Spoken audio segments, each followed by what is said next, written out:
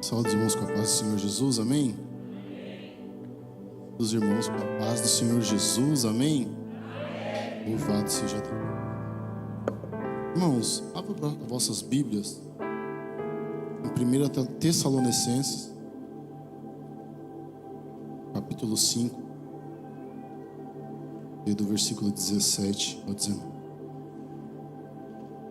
Eu quero falar hoje, nessa noite, sobre 5 motivos para você ter uma vida de oração.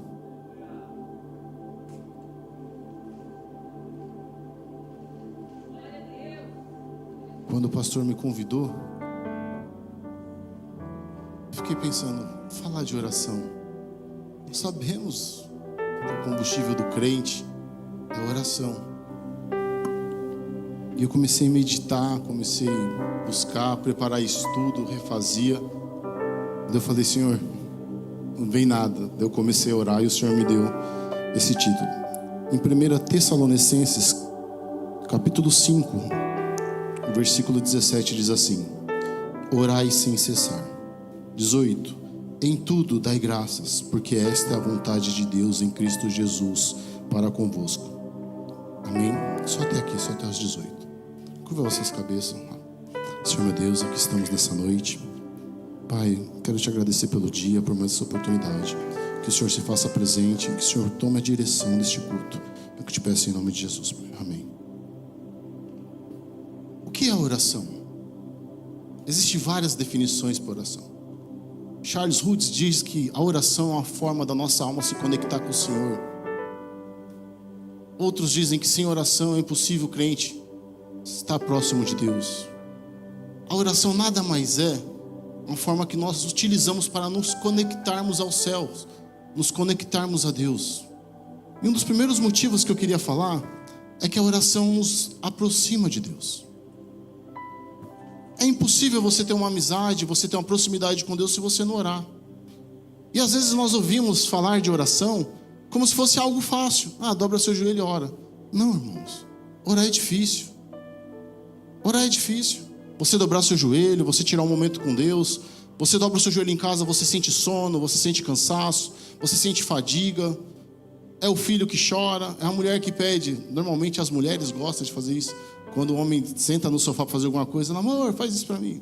Daí ela senta de novo, amor, agora faz isso. E é difícil, irmãos. E eu comecei a meditar nisso. E algo a qual o Espírito Santo me tocou, me incomodou. O Espírito Santo me fez uma pergunta no meu íntimo. Quando eu começava a falar, Senhor, mas é difícil orar. E a pergunta foi o seguinte: quantos minutos você ficou nas suas redes sociais hoje? Quanto tempo você ficou assistindo um jogo de futebol? Quanto tempo você ficou preso numa série de TV? E você diz que é difícil orar? Não é difícil orar. É que é mais fácil nós acharmos uma desculpa para orar do que nós colocarmos a nossa vida com um propósito de oração. Oséias diz que o meu povo, o povo do Senhor, foi destruído por não conhecer a Deus. E não existe outra forma de você conhecer a Deus se você não orar.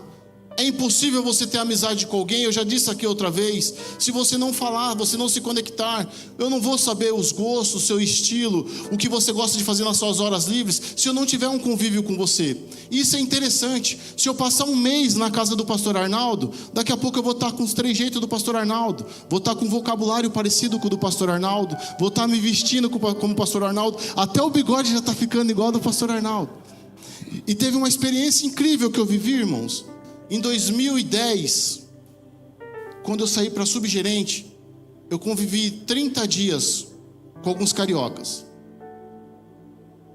E ali a gente conversava. Nós íamos para o nosso estádio, 7 horas da manhã, almoçávamos juntos, 5 horas voltávamos e ficávamos. E eu fiquei 30 dias.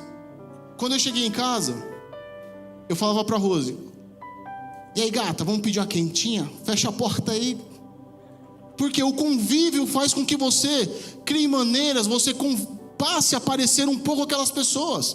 Quer um exemplo? Se você for passar férias no Nordeste, você volta falando arrastado. E o que eu quero dizer?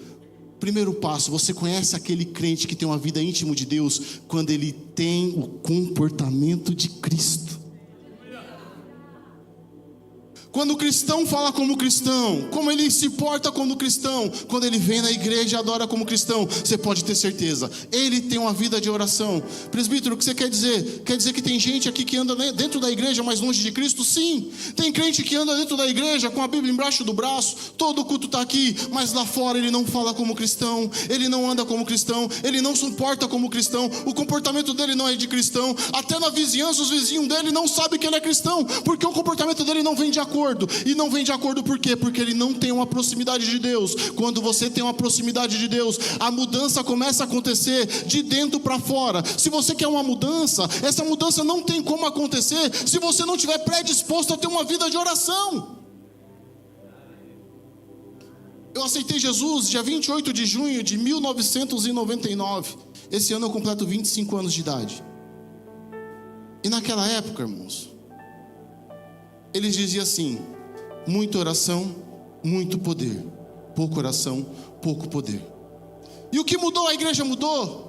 Deus mudou? Não, Deus nunca vai mudar. Ele é o mesmo ontem, hoje será o mesmo eternamente. O que mudou foi os nossos propósitos, os nossos interesses. Hoje o nosso interesse não é ser próximo de Cristo. Nosso interesse hoje não é sermos conhecidos como os cristãos, mas nós vamos para a igreja buscar carro, casa, buscar uma vida melhor, e deixamos de lado a intimidade com Cristo, e esquecemos que o que vai nos levar para o céu é uma vida de acordo com a comunhão com Cristo.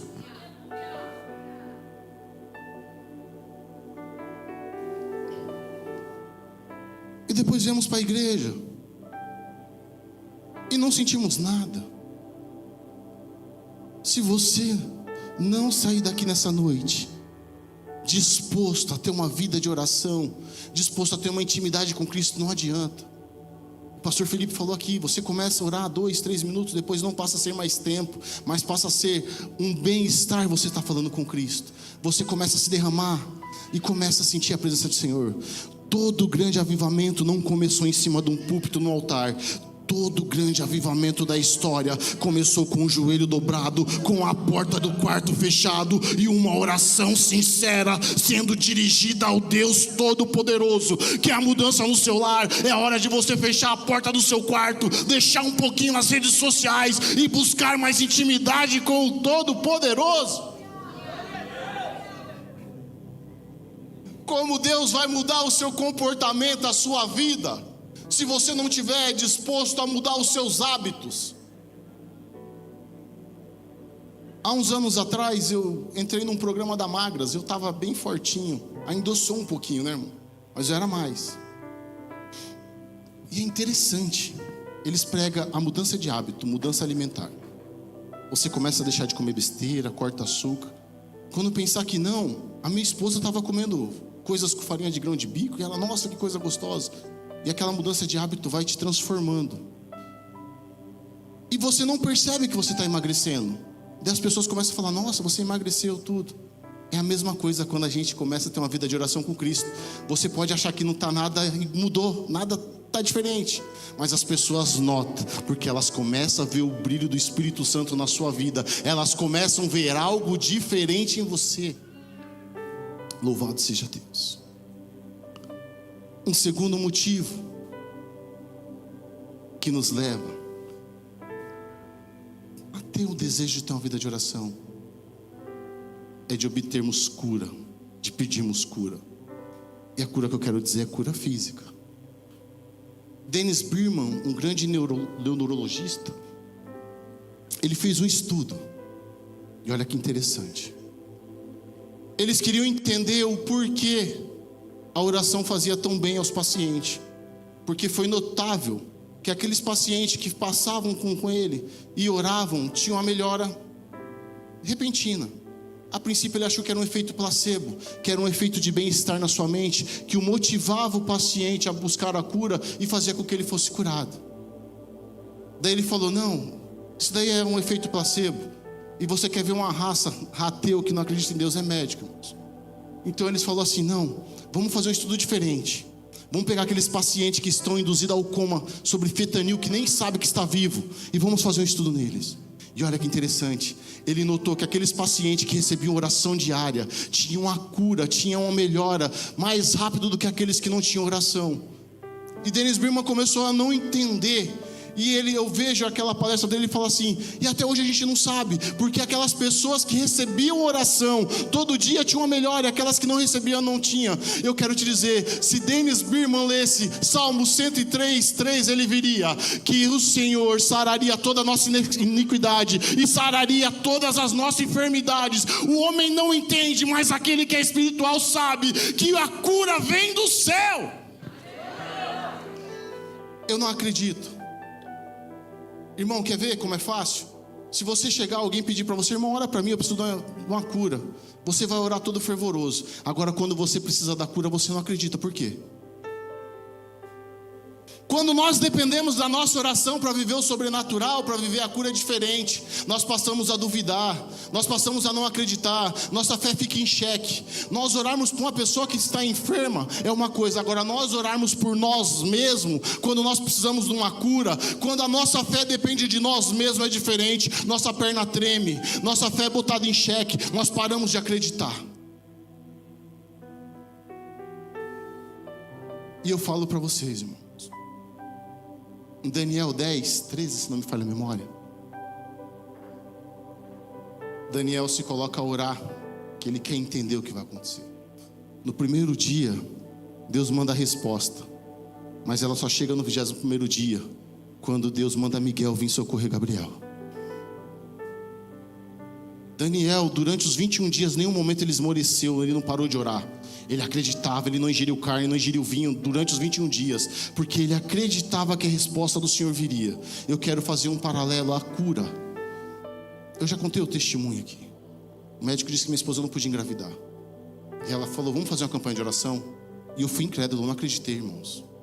E eu já orei por tanta gente, já vi tanta gente ser curada. Mas quando a oração, o nosso sonho dependia da minha oração, eu fraquejei. E minha esposa todo dia de madrugada orava. E tem um galeguinho que está por aí, dormindo no colo da irmã Adriana. É a coisa mais linda do mundo. O nome dele é Gael, mas o nome dele poderia muito bem se chamar Milagre de Cura na Vida da Rose. Sabe por quê, irmãos? Ainda que parece que não, quando você ora, quando você acredita, quando você coloca a sua confiança em Deus, o milagre acontece. O médico pode dizer que não, o neurologista pode falar que não, mas Deus brada do céu dizendo sim, porque a cura está em mim. Ele ainda cura. Se você não acredita, é problema seu, mas é dever meu falar. Se você crê, Ele vai entrar com cura no seu lar. Outrora, quando eu era novinho, sabe aqueles AK-47 de Jeová? Não tinha medo de nada. Não ficava em casa, era monte, vigília. E um dia eu estava na casa de um pessoal, e tinha uma moça que eu estava me conhecendo, e o primo dela estava afastado da igreja. E no litoral tem muita cobra jararaca. E a jararaca mordeu, e o veneno entrou bem no nervo do pé dele. E o médico falou que ele nunca mais ia sentir o movimento do pé. E ele começou a andar de amuleto. E eu não sabia. Eu fiquei sabendo depois. Sabe, você é novo convertido, irmão, você não mede, você só confia. Ela falou: ora pelo meu primo. O médico falou que não vai andar. Eu falei: não vai andar nada. Coloquei a mão: Senhor. O menino começou a pular e começou a falar em mistério, voltou para Jesus. E eu não sabia. Daí a mãe dele chorando falou: o médico falou que o meu filho nunca mais ia andar, mas Deus hoje entrou com cura na vida dele. Sabe qual é o segredo? Você confiar em Deus, porque dele que vem a cura. Eu quero te dizer algo: quando o homem trabalha, o homem trabalha. Quando o homem ora, Deus trabalha em prol ao homem. Para de querer fazer, para de querer procurar. Comece a colocar a sua fé em Deus, porque o milagre, a cura vem dele. Mas quando a cura depende da nossa fé, quando está no nosso lar, é difícil. Quer ver, irmãos? A gente fala que tem fé. Quem tem fé que levanta a mão? Se entra um paralítico agora aqui e pedir oração para ele andar, quem teria coragem de orar por ele? Quando depende da gente é difícil, irmãos. Quando depende da nossa oração, Quando o milagre depende da nossa oração, a história é diferente. Sabe o que o Senhor quer dizer para isso? Nós precisamos orar mais. A igreja do Senhor tem que voltar a ser a igreja, o hospital, que as pessoas entram enfermas e saem curadas, que as pessoas entram com dores e saem aliviadas, que as pessoas entram perturbadas e saem daqui sem perturbação nenhuma. A igreja tem que voltar a ser a igreja que era conhecida como a casa dos milagres de Deus.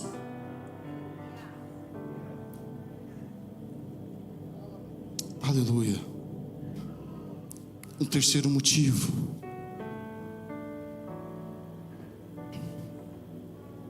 a oração move os céus.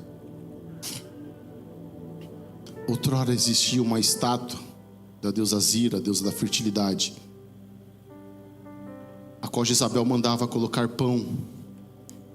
Durante a manhã, o povo acordava com fome, ia lá, pegava pão. À tarde subia ao monte para adorar a Deus. Elias, cansado daquilo, falou: vocês têm que parar de cochear em dois pensamentos. Desafia todos os profetas de Baal. E quando Elias desafia, qual a primeira coisa que ele faz? Ele começa a reparar o altar, e ele clama, e cai fogo do céu. Ana, quando ela vai orar, ela vai triste, e depois quando ela começa a orar, ela para de ser triste. Ana engravidou na hora que ela estava orando? Não. Mas ela sabia que a oração dela tinha movido os céus. Quando você sente que a sua oração está fazendo efeito, irmãos, aquilo que te causa preocupação já não causa mais. Aquilo que te aflige já não te aflige mais. Você tem que acreditar que tem que orar pelo seu lar, sim. Você tem que acreditar e tem que orar pela salvação da sua família, sim. Você tem que acreditar que Deus liberta seu pai, sua mãe, seu esposo, seu pai, seu primo, que seja lá quem for. Deus tem poder para libertar, sim. Porque a oração do justo ainda pode muito com seus efeitos. A sua oração ainda move os céus, crente. Eu me lembro uma vez que eu trabalhava numa padaria. E quando o pastor falava de dízimo, que a gente tem que fazer uma espécie de barganha com Deus, é verdade, eu tenho testemunhos disso, mas eu não quero entrar nesse campo. Eu me lembro que eu dobrava o joelho no chão da padaria, um chão sujo, e clamava a Deus por tudo que eu vivo hoje. Mas algo me chamava a atenção, que até hoje eu nunca esqueço. Eu fiquei quase um ano indo 2 vezes para a igreja. E eu clamava: Senhor, muda a minha situação. Filho de um pai alcoólatra, mãe que só tinha até a 4ª série, irmão perdido no crack, o outro estava em Sergipe, bem longe. E eu falava: Senhor, muda a minha história, muda a minha vida. Senhor, muda a minha história. Senhor, muda a minha vida. Foi passando os tempos, eu voltei para Pernambucanas, entrei na loja Sei. E eu não deixava de clamar: Senhor, muda a minha história. Senhor, muda a minha vida. E não deixei de orar pela minha família. E o meu irmão no crack. Meu irmão sumia. Meu irmão ficava 1 dia, 2 desaparecido. Perdia as coisas. E eu orava pelo meu irmão. E depois um dia eu estava em São Paulo, deitado numa cama. Eu recebi uma mensagem: veja o vídeo que eu vou te mandar. Sabe qual era o vídeo? Olha para o irmão do seu lado e fala assim: Deus move o céu em pró oração do justo. Fala, irmãos. Eu vou falar para vocês. Sabe qual era o vídeo? Vocês perguntam: qual o vídeo, tá bom? Vamos fazer bonitinho para a câmera. Sabe qual era o vídeo, igreja? Meu irmão descendo as águas e sendo batizado para a glória e honra do nome do Senhor Jesus, porque Ele ainda ouve e move os céus através da oração do justo. Não deixa de orar pela sua casa, não deixa de orar pelo teu trabalho, não deixa de orar pelos seus vizinhos, porque o Senhor ainda move os céus em pró a sua oração. E hoje meu irmão é presbítero, e meu irmão é da Assembleia Tradicional, né? Aqueles canelinha de fogo, metralhadora do céu, ratatá. Você vai falar com ele, é uma benção, irmão. Crente até o tutano. Chego lá, irmão, vamos orar. Eu falo, rapaz, o bicho é crente mesmo, glória a Deus por isso. E prega, e fala, e conta o testemunho dele. E ele usa terno, e vai para a igreja só de terno. E eu olho, irmãos, e eu falo, meu Deus, o Senhor ainda ouve nossa oração. Vai chegar um tempo que você vai viver tudo aquilo que hoje você pede ao Senhor em oração, e você vai lembrar que um dia você quase desistiu, mas você persistiu, e o céu foi movido, e a sua vitória veio, para a honra e glória do nome do Senhor Jesus. Aleluia.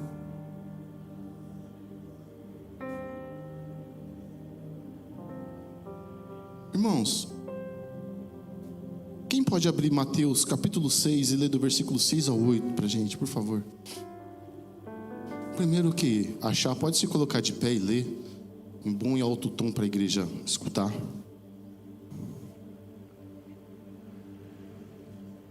Mateus capítulo 6, versículo do 6 ao 8.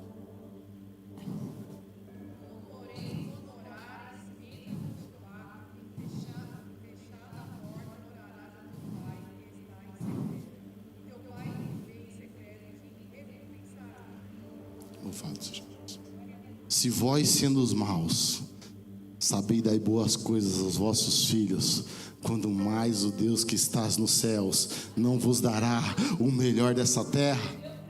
Eu acho que você não entendeu, irmãos. Pega aí. Se vós, sendo os maus, sabeis dar boas coisas aos vossos filhos, quanto mais ao Senhor que estás no céu não vos dará o melhor dessa terra. Quem crê, dá um brado de vitória e diga bem alto: eu creio. Louvado seja Deus. Sua oração move os céus. Louvado é o nome do Senhor Jesus.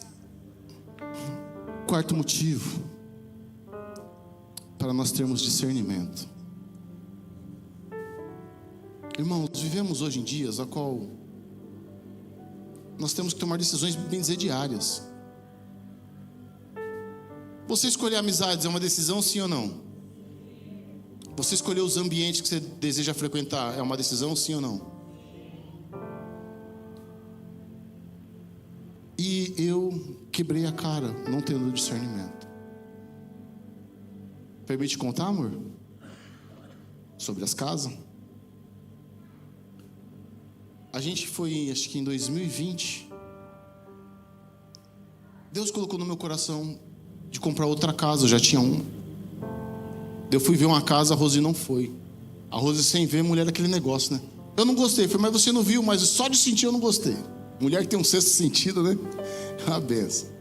Daí nós vimos outra, uma casa muito bonita, um sobrado com 3 quartos, piscina. E a mulher estava pedindo um valor muito abaixo. E foi pela fé, irmãos. Daí a corretora falava: Gerson, você tem 100? Falava: não. Tem 80? Não tenho. Você tem tanto? Não tenho. E a gente orou antes. E a Rose ficou triste, porque ela falou: vai ficar difícil. Eu falei: Rose, nós oramos, nós pedimos a Deus uma direção. Se não der certo é que Deus não está nesse negócio. Vamos orar? A gente orou. Passou 5 minutos, não foi, Rose? A corretora ligou: Jefferson, eu consegui. Você não vai precisar dar nem 100, nem 80, nem nada. Com o que você tem já está certo, está aprovado. Glória a Deus. 1 ano depois, eita, Deus está nesse mistério de casa. Eu fui comprar outra. Rose, vamos orar? Eu falei: não, vou comprar, que Deus está no mistério, tal. Deus tem abençoado. Vamos orar. Não, quebrei a cara. Até os inquilinos dessa casa, irmão, é mal pagador. Era, graças a Deus saíram. Quando você não tem discernimento do que você está fazendo, Deus não está no negócio, a propensão a você quebrar a cara é grande. Quando você tem discernimento, Deus te mostra os caminhos. Quem aqui já estava dirigindo o carro e sentiu um aperto no coração para pegar outro caminho? Levanta a mão. Você nunca sentiu isso, irmão? Então levanta a mão, pessoal. Isso é o Espírito Santo te dando livramento. Isso é discernimento. Só tem discernimento de Deus quem tem uma vida de oração, uma vida de proximidade com Deus. Quando tudo que você for fazer, irmãos, coloque Deus na frente, coloque em oração, busque um discernimento. E agora eu quero trazer para cá. Sabe por que a igreja tem que ter discernimento? Para você não cair no conto do vigário de falsos profetas. Sabe aqueles crentes que não têm raiz em lugar nenhum, que cada dia está numa igreja? Ele acaba sendo levado por ventos temporários, acaba sendo levado por festas, por cultos festivos. Ele vai em igrejas onde ele vê um evangelho totalmente deturpado e ele acaba acreditando, e depois ele cai e coloca a culpa no pastor, coloca a culpa no irmão. Não, a culpa é dele, porque ele não buscou raízes, ele não buscou discernimento, ele não pediu uma direção a Deus. Irmão, por mais que você esteja aqui, o pastor não me dá oportunidade. Se Deus te colocou aqui, antes de sair, peça a Deus um direcionamento, porque Deus pode estar te ensinando algo. E a primeira lição, se você quer oportunidade, Deus está te dando a primeira lição hoje, humildade. Vai buscar a Deus para depois ter oportunidade. Às vezes nós ficamos todos cheios, que eu prego melhor que o irmão, que eu canto melhor que o fulano de tal, que eu canto melhor que a pastora. Irmão, se você está se julgando melhor, você primeiramente precisa descer. Quando nós descermos, Deus começa a te enxergar. E a pessoa começa a pular de galho em galho, sem discernimento nenhum. E depois vem aqui todo ferido, dando trabalho para o pastor. E crente ferido, irmão, é uma luta, é uma prova. Você vai falar com ele, a culpa é de todo mundo, menos dele.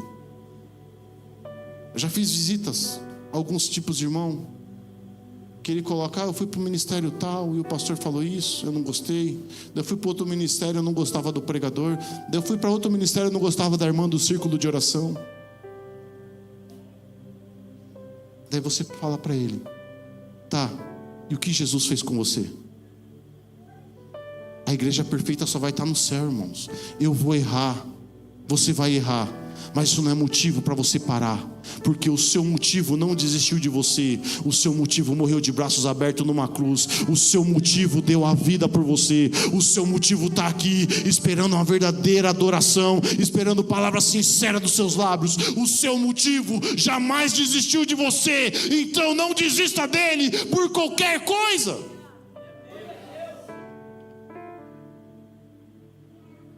Tem gente, pastor Arnaldo, que usa aquela passagem que o cair é do homem e o levantar é de Deus. Toma cuidado para isso não virar desculpa. O cair é do homem e o levantar é de Deus quando você luta com todas as suas forças e sua fé falha. Mas não, tem crente que vê aqui um mar do pecado. O cair do homem e o levantar é de Deus. Ele pula de cabeça, nada no pecado e volta. Pastor, me perdoa. A igreja perdoa, acolhe, abraça, trata das feridas dele. Daqui a pouco ele, eu vou pular no pecado de novo. Porque o pecado é gostoso, mas as consequências do pecado é amargo. As consequências do pecado é o que, igreja? Para de usar isso como desculpa. Se firma na rocha inabalável que é Cristo. Busque discernimento. Deus não está se agradando dessa sua atitude, crente. Você tem usado isso como escora. Eu vou pecar mesmo? Deus me perdoa. Para. Busque um discernimento do céu. Se você buscar o discernimento, você vai saber aquilo que agrada a Deus ou não. Até amizades, Deus vai fazer você não se sentir mais bem perto de determinadas pessoas, e você vai se afastar. Você vai chegar em ambientes que você vai ver que não vai te aproximar de Deus, e você vai se afastar. Você vai chegar a lugares que você vai ver que vai incomodar o Espírito Santo de Deus, e você vai se afastar. Mas sabe o que acontece? Para agradar B, A, C, você se contamina, você se afasta. Para de querer agradar as pessoas. O único que tem que ser agradado através da sua vida é Ele, é Jesus Cristo de Nazaré.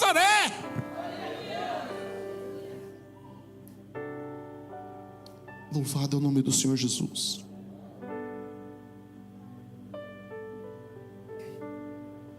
E o quinto motivo para vencermos as tentações Jesus, homem, carnalmente falando, ele se refugiou para orar. E aquela passagem a qual Satanás vai tentá-lo, se você observar, Jesus está indiretamente falando para a gente: a única forma de vencer o diabo é através da consagração, da oração, do jejum.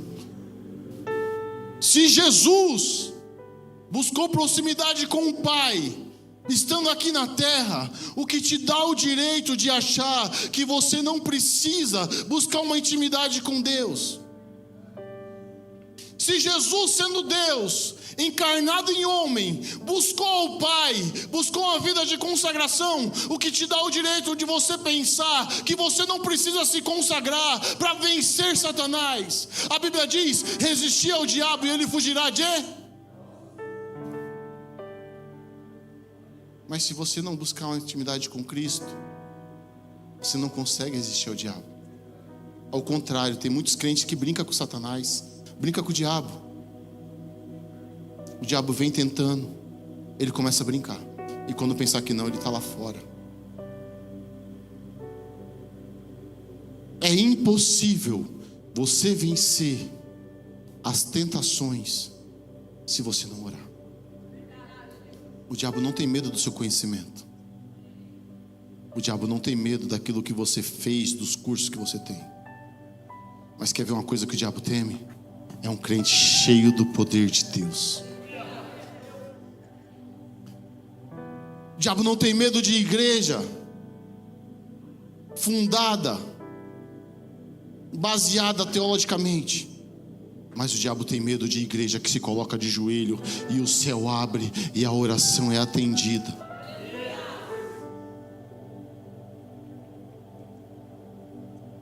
São 5 motivos, 5 razões. E eu falo para os irmãos: é todo dia que você vai conseguir orar, jejuar? Não. Mas naqueles dias que você consegue, irmão, ora, busca.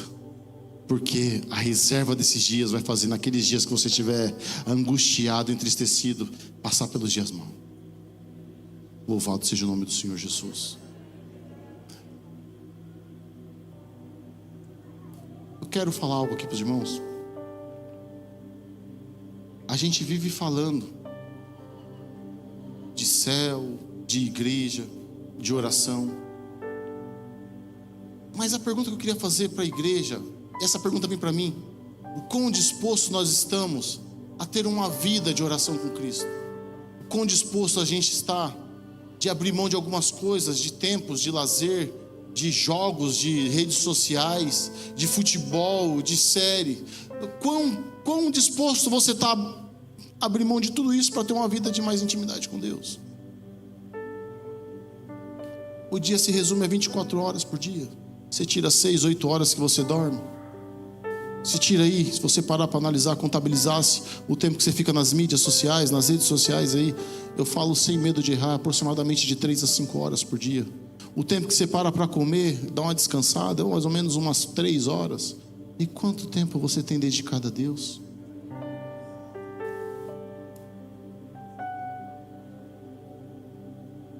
Se nós queremos ter uma igreja diferente, a série diz sobre o poder da oração, mas o quão nós temos dedicado à oração, o quão dedicado nós temos dedicado ao devocional, o quão nós temos dedicado a pegar nossa família. Antigamente existia, a gente fazia culto no lar, pegava o homem, a mulher, o filho, dobrava de joelho, ficava um período. Eu sou desse tempo, irmãos. Quantas casas eu fui de irmãos mais antigos que falavam: Jefferson, vamos participar do culto familiar. A gente dobrava ali uma palavra ali, era mais ou menos 40 minutos, 1 hora, e ali a gente orava. Daí depois a gente pede a Deus uma família abençoada, depois a gente pede a Deus paz no lar. Mas como Deus vai dar paz no lar se a gente não tira um tempo para nós olharmos pelo nosso lar? Senhor, abençoa meus filhos, que meus filhos venham a ser calmos. Mas você não ora pelos seus filhos, você não ensina seus filhos a orar, você não ensina seus filhos a dobrar o joelho, você não ensina seu filho nem a orar para agradecer pela comida. Como o Senhor vai abençoar a sua casa? E depois viemos aqui num culto de quinta-feira, a qual o tema é o poder da oração, achando que o culto vai mudar a nossa vida. Não, o que vai mudar a nossa vida é a nossa mudança de postura, a nossa mudança de atitude. Tem coisas que nós podemos fazer por você, mas tem coisas que é você que tem que fazer por você mesmo. Para de ser crente 6 horas, você ora por mim, você ora pela minha casa. Não, você que tem que orar por você mesmo.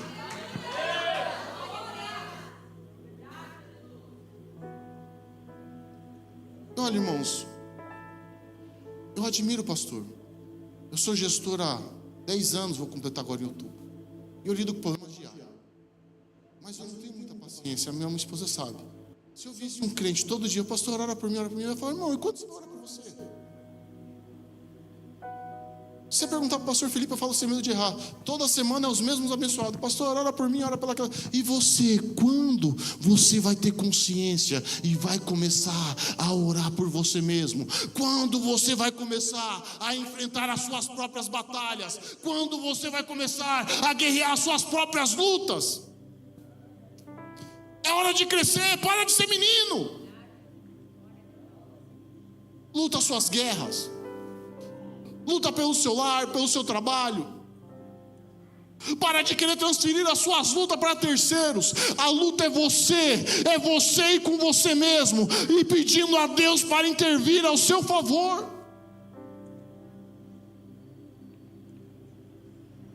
É como um vendedor, irmãos. Todo mês você chega lá, abençoado, e aí, o que aconteceu na meta? Sabe o que é? Choveu. Não tinha movimento. Mas choveu e não tinha movimento para o ar. Por que o ar bateu a meta e você não? Sabe o que é? Irmão, para de dar desculpa, irmão. Até quando você vai dar essa desculpa? Até você não entende porque as coisas não acontecem. Você não entende porque o seu lar não tem paz. Você não entende porque aquela promoção no seu trabalho não vem. Você não entende porque as portas do céu não se abrem sobre sua vida. Você não entende porque a sua vida não desanda. Você não entende porque tudo é atolado. Você não entende porque a sua vida sentimental é um fiasco. Você não entende porque a sua vida conjugal é uma fracassada. Você não entende porque os seus parentes não vêem nada diferente de você. Quando você parar, fazer uma introspectiva, uma autoanálise, e ver que você não tem feito nada para o milagre acontecer na sua vida, você vai mudar a sua postura. Quantas guerras mais vai ser necessária você perder para você tomar uma atitude? Quantas vergonhas mais vai ser necessário você passar para você mudar a sua postura? Muda a sua postura. Te dei 5 motivos para você mudar a sua postura. Que essa série não venha ser só uma série bonitinha para você vir frequentar o culto, mas que essa série venha mudar a sua vida. E a partir dessa série você venha começar a ter uma vida de oração. Louvado seja Deus. Eu quero agradecer a oportunidade. Em nome de Jesus, agradeço ao pastor Felipe pela oportunidade. Em nome de Jesus.